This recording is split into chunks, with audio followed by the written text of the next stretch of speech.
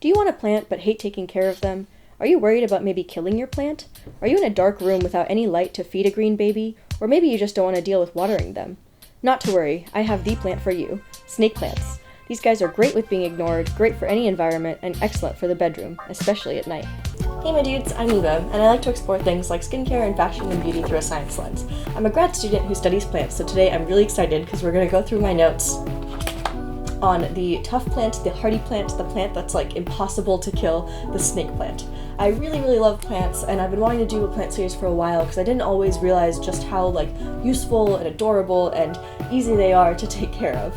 So I figured it would be a great way to start off this series with one of my favorite plants, the snake plant. Snake plants are just absolutely amazing because they can survive under like plant abuse or neglect. You turn around suddenly one day and they've just like doubled in size. I really like that they're just always like doing their hardest. I really like this concept of being able to handle like whatever life throws at you, because like animals obviously can move if there's a problem, but with plants, you know, they kind of have to handle whatever is happening to them.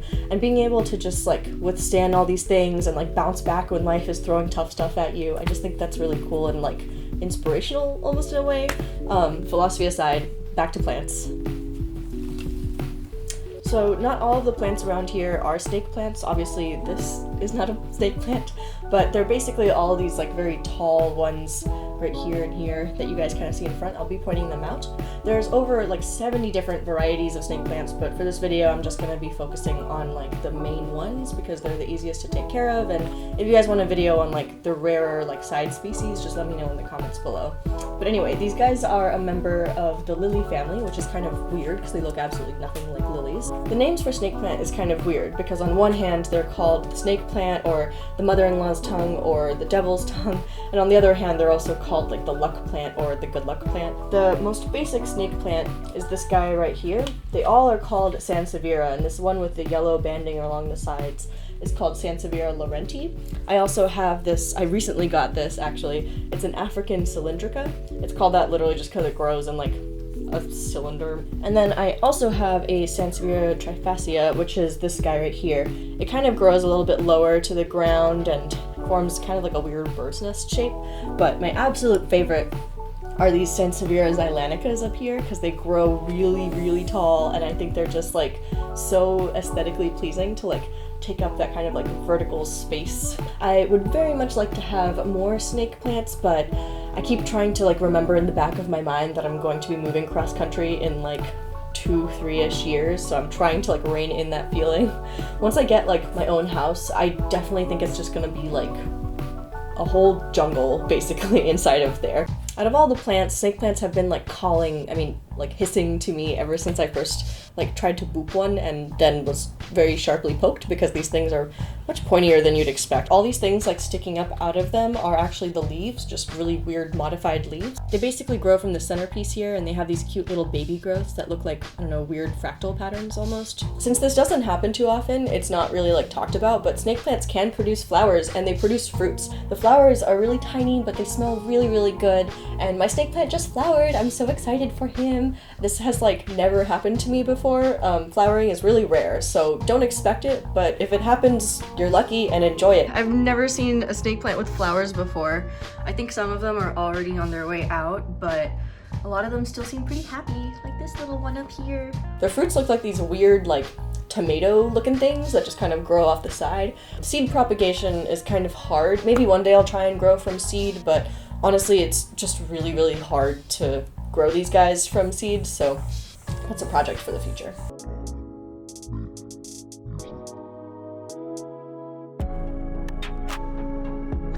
Snake plants are generally classified as being low light plants, but I think low light plants are more plants that can only handle low light, and if they like go to highlight, they would just like burn to a crisp. So snake plants can actually handle like any type of light, whether that's low light, moderate light, highlight, just anywhere. You can move them wherever you want. So if you don't have a lot of space, you can just put them in like a low light area, but if you want them to grow faster, you can just move them to a more lighter area and just let them grow faster over there.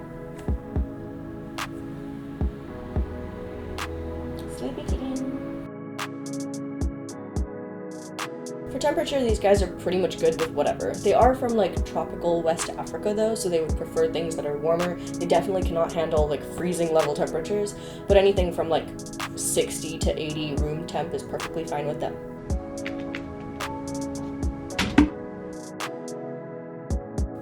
They also don't really need to be taken care of once they're in their pots. Like, pruning definitely is kind of unnecessary. I literally have never pruned these guys, but I guess this is kind of like a brown spot, and I can prune it by...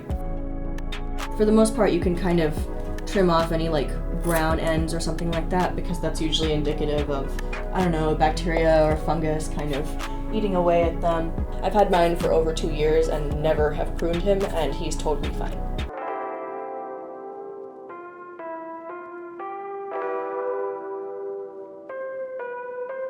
For temperature and humidity, these guys are good with literally whatever. They're especially good at handling like dry air though, so I like to keep them in my bedroom next to the heat vent.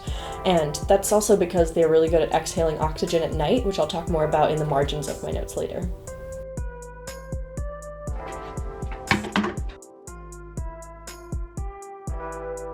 The one thing that these guys do care about though is the water. You basically don't even really have to care though. They basically like to just be ignored. In the winter you can just go like a whole month between watering them, and other than that you can water them like once every week or 2 weeks or 3 weeks. It kind of depends on like how much light they have. It's like a car.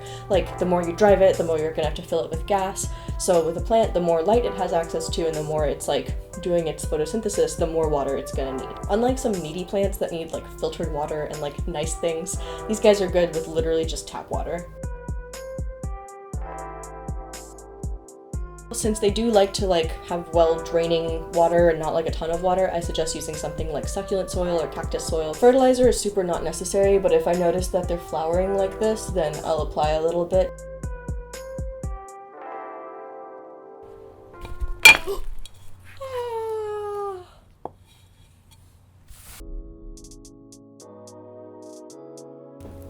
Well, that kind of sucks, but I mean, snake plants are unfortunately poisonous to cats and dogs, so maybe Crispy was just trying to get her revenge. Although she never ever eats any of my plants, so who knows what she's doing this for. We're just gonna pretend that's okay. Probably like hedgehogs and ferrets and other animals too, although I didn't look that up.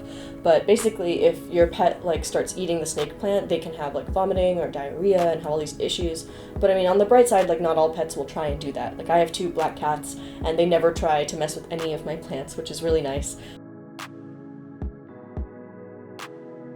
So one of the reasons that I think snake plants are just the absolute coolest and one of my favorite plants is that they kind of like keep their nostrils closed during the day, and then at night they exhale lots of oxygen, which means that they're great for having in the bedroom because when you're asleep at night they can exhale lots of oxygen and then you can inhale all of that.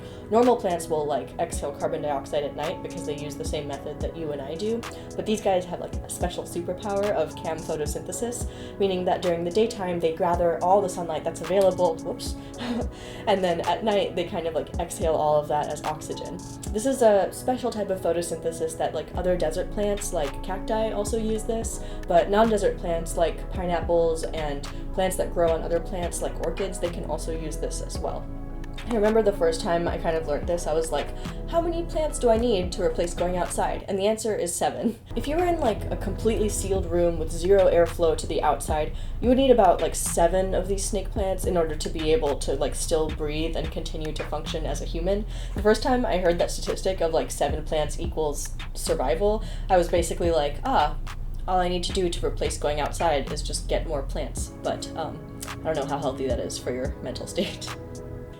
Speaking of like enclosed areas, a while ago NASA did this study about like plants that are really good at like removing toxins from the air, and snake plants came out as being like one of the top performers for that study, which is sort of true, but NASA did that study in like a sealed environment, so if you're planting snake plants outside your house and expecting like all the area around it to magically be like cleansed and full of oxygen, it's not really gonna happen. Maybe you can like, I don't know, get a forest of snake plants and it'll happen. Okay, so hopefully I've convinced you these guys are just super easy to take care of and now you want more. So what do? You propagate. Propagation for plants is really simple. You basically just like take a piece and it grows into a whole other plant, which is yet another reason to love plants, because you can't like grow an entire cat by having like a little toe bean, even though they are called beans. There's 3 main ways to propagate, but they're all kind of different. Starting with the first one, you can just literally cut off a piece of your snake plant and just stick it in some water. The pro of this is that it's really easy to do, but on the downside, it takes forever for the snake plant to finally start growing roots, and you have to replace that water as often as you can, like ideally once every other day, but when I tried to do this, I only replaced it like once a week, and it still worked, but it just takes a really long time. Another method of propagating them is root division. The plant has these thick masses under the soil. These are organs called rhizomes that store energy. For older snake plants, you can just separate them, but if your snake plant is young, it's okay to cut the rhizome in half.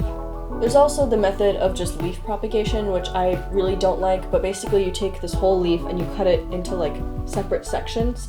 This is kind of rough on them though, because you're kind of exposing the inside. You and I, as like animals, we have like a vascular system of blood kind of moving everything. Plants have a vascular system moving their nutrients, so if you cut the leaf like here, here, all of those sections are getting exposed, so you're really risking a lot of like bacteria and infections, and you want to make sure that they stay very hydrated because their systems are evaporating tons of water because the top part is now exposed to the air.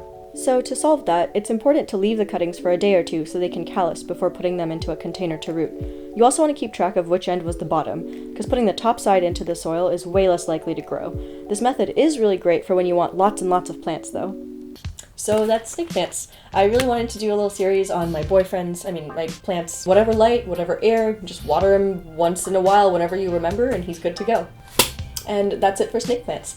I hope you guys liked this video. If you did, please give it a like or subscribe or do both or do neither, because honestly I'm just really happy that you're even watching this. So until then, I'll see you guys on the next page. I don't know if I can do this without knocking over one of my plants. Yeah.